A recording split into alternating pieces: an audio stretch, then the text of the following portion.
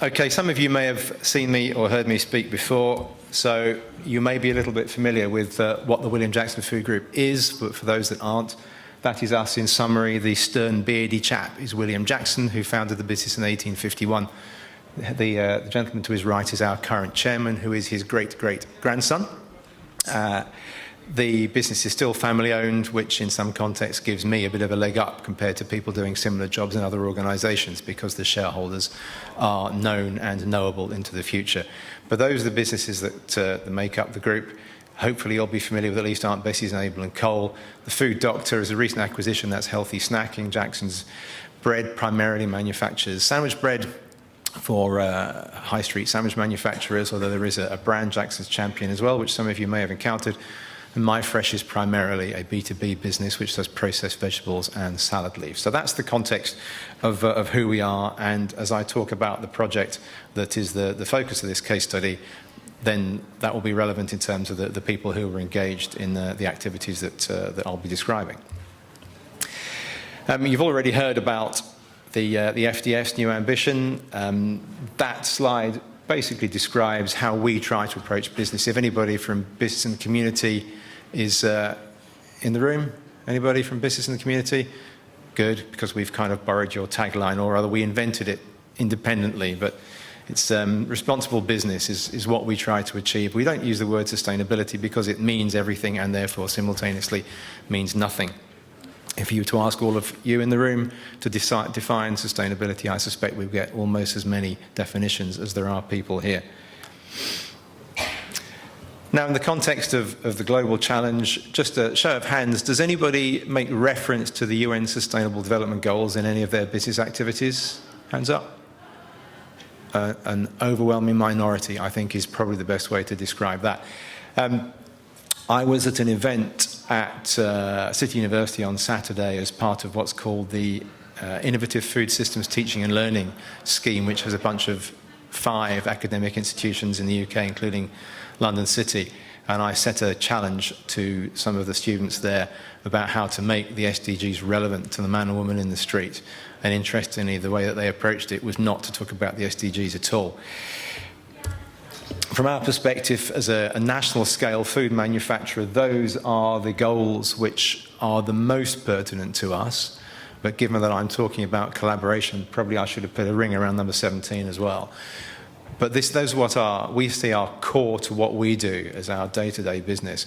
But there aren't any of them that don't impact upon us one way or another. And then in a more national context, DEFRA's annual pocketbook, and the top left there, the bar chart you can see, shows emissions and CO2e across a number of sectors around the agri-food system.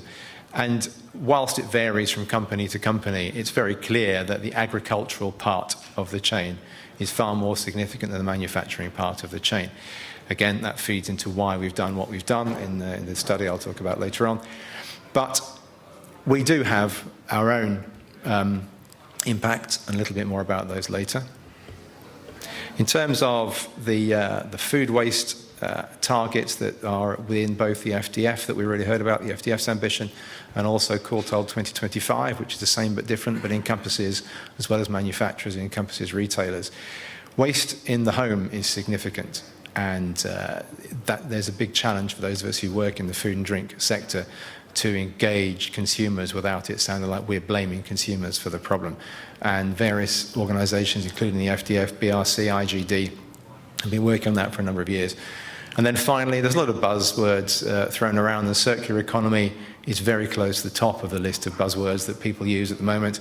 It's hard to define what circularity really looks like in the food system on the grounds that we don't really want back from consumers what we've sent to them after they've processed it. So the circle has to be fairly wide. But there are implications. I'm glad somebody got that. Thank you for chuckling over at the side. Scatological humour, not so good in the morning, perhaps breakfast time. The challenge around logistics, or around packaging, or around reusability in the home is still there, and things around the edges of the food system, even if you're only talking about what people use in the home to process food that they buy in retail. So a couple more slides. This audience will be familiar with all of this. You've got the issues around water, you've got decline of biodiversity. I think that we need to be a little bit careful when we talk about the findings of the Living Planet report. I would encourage you to listen to the Radio 4 More or Less Statistics program just for a review of how those numbers were crunched. But whichever way you cut it, it's not good news. It's just a degree of badness, perhaps. So we've got issues there around water and biodiversity. And then, of course, people who sit in all of this, whether it's individuals in the value chain who are subject to abuse, whether it's consumers, whether it's communities. The picture at the bottom left is the Fair Share depot in Hull, and we support the organisation that's the local franchisee. And I think there's somebody from Fair Share talking one of the seminar strands elsewhere later today.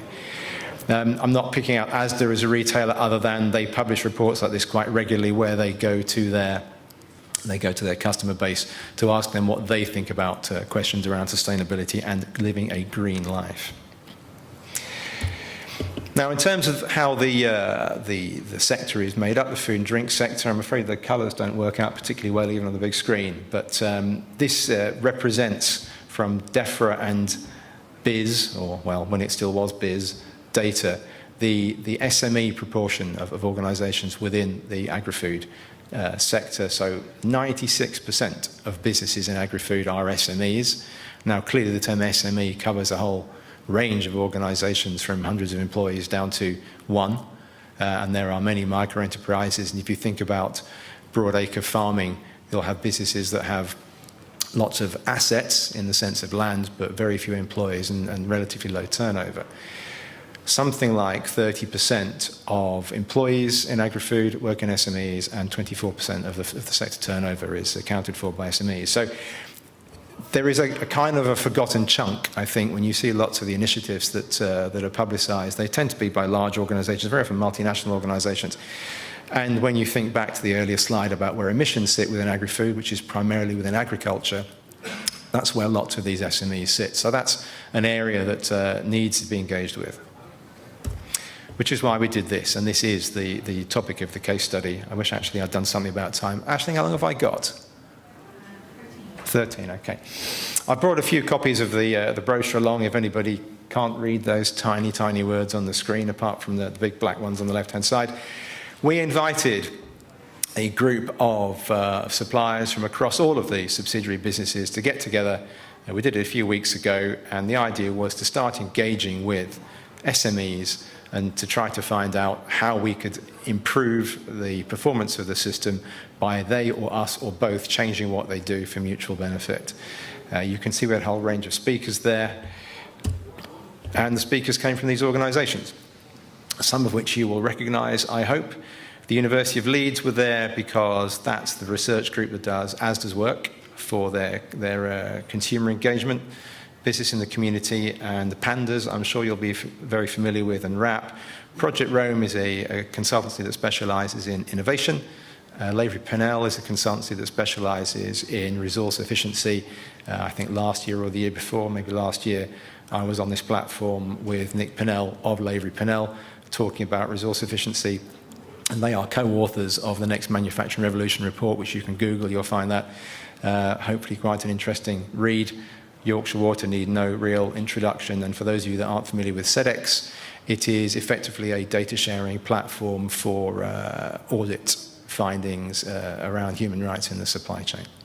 So those are the people we got along to speak. We also, rather along the lines of what we've already heard, talked about with the FDF. Now, with some of these things, you need to be a bit careful about the baseline. The FDF's baseline for the 55% reduction that Darren mentioned earlier is not the same year as the baseline year that we have chosen for this, nor is it the same year as the baseline for Quartile 2025. But again, hard to see those. Look at our website if you want a bit more detail. But basically, we are focusing on value chain, we're focusing on our own operations, we're focusing on consumers. So one of those targets that's hard to read is that all of our consumable packaging will be recyclable in the home, in all homes, by 2025. We're about 90% of the way there now. But the aim is to help consumers do what consumers say they want to do, which is get engaged, but they don't know how. So we're trying to remove some of those barriers. And we launched this at our conference, and it was used as a means to try to engage the people at the conference to think a little bit more broadly, perhaps if they weren't already thinking along those lines, what they could do. Another one of those that you probably can't read, or maybe you can actually, is that by 2025, indeed earlier than that, we will have a mechanism by which all of our SME suppliers will be taken through some sort of induction/training program so they can understand some of the issues that I'm talking about at the moment, whether they can be present at a conference or not. And that's not about us using a big stick. That's absolutely about us trying to use whatever convening power we may have. We're not an enormous company. You'll hear from many bigger companies, much bigger companies later today. We're about £300 million turnover. It used to sound really good in dollars, not so much anymore. But there you go. Okay, so for a little bit of a taster of what happened at the conference, hopefully,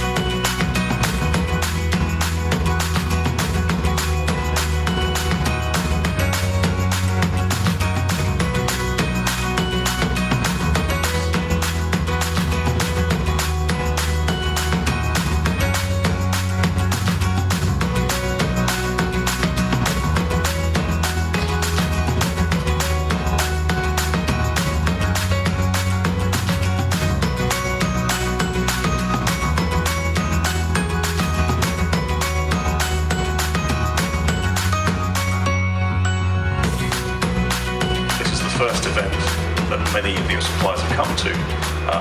Hopefully we'll get some food on this topic. Partly that's because it's the first event that you've done, but also it's the first event that they've been to with any of their customers. So I think in many ways you may be leading the pack. So what's going to be really important is that trading partners collaborate with each other, because they're not going to be able to do this on their own. So they might understand waste in their own operations, but it's much more important to understand the whole supply chain. And events like this, getting suppliers together, sharing learnings, and just encouraging and getting an energy around that is a great place to start.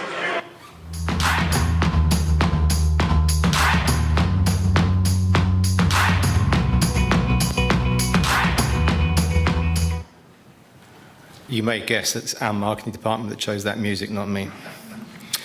Okay. You'll have noticed people taking away their goodie bags, and you may have seen me waving one around. Actually, when I picked it up, I showed people the wrong side to start with, which is why it was cut as it was. The goodie bag contained a number of items, and this, again, was all about giving people something to think about when they got back to their own place of business.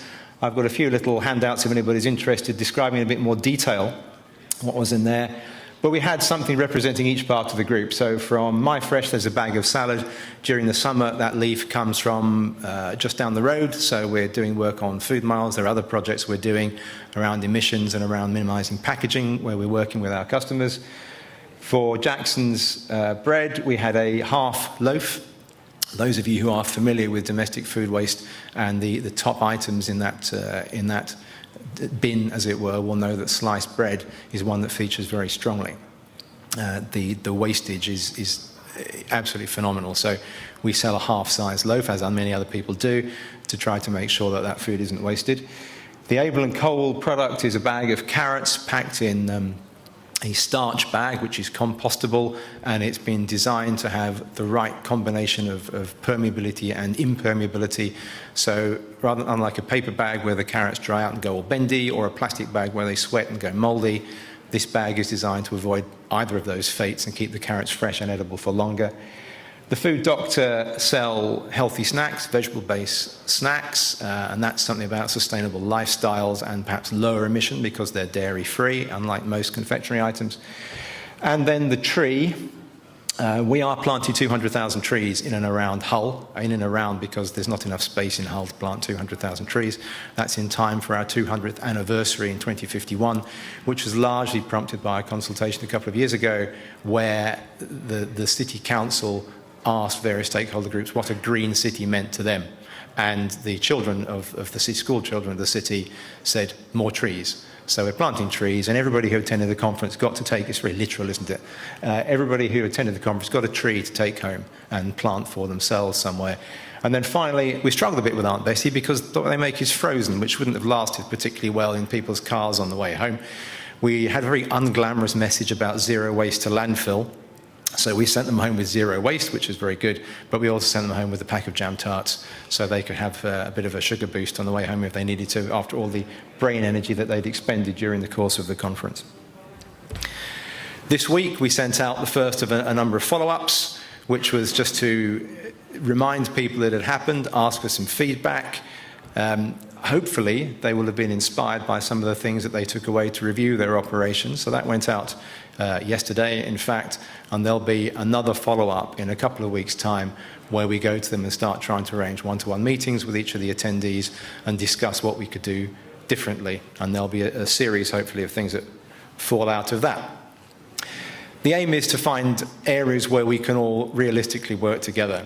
And what we found so far in terms of feedback on the day and what came out of the workshops led by the speakers was there are a couple of main issues. The first one is people are worried about IP. They don't usually express it as IP, but people are worried that if they give away good ideas to their competitors, then they will lose some commercial advantage.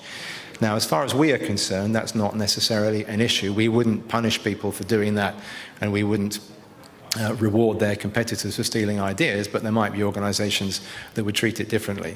So part of the follow-up is to try to explore with people how we can get to a definition, a comfortable definition of what is really pre-competitive to them.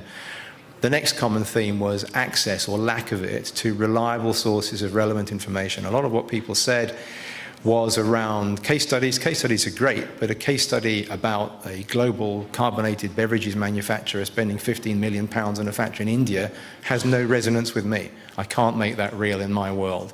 So we need more relevant sources of information. And the question there is how we can take part in providing some sort of access to that. Later on today, you're going to hear from Martin from 2 Degrees, who already do that kind of thing. And the question is, what works for us? And is it actually logically sensible for there to be lots of proprietary collaboration platforms? I'll leave you to mull over the sense of that. Then we'll be looking for people to do some stuff either with us or with other organizations. We don't need to be involved. This is all about us starting a ball rolling. And then we'll have another conference in around 9 months, 12 months' time from now, where we get them to come along and talk about what they've done. And this time the audience, rather than being our suppliers, will be peer companies, it might be larger suppliers, it might be customers, so people from a broader section of the industry, so we can share what we have found. We don't intend to sit on it. This is about trying to help people have ideas in spaces that maybe they haven't necessarily had before.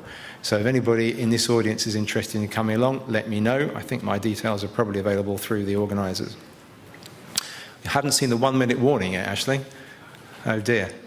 Okay, well, there you go, see? I've gone too fast, which is rather unfortunate. So there's no time for questions. I don't think there'll be. It's a panel later on, which sadly I can't attend because I have to be somewhere else later on today. But if anybody's interested in any of that, I've got the documents on the desk at the front.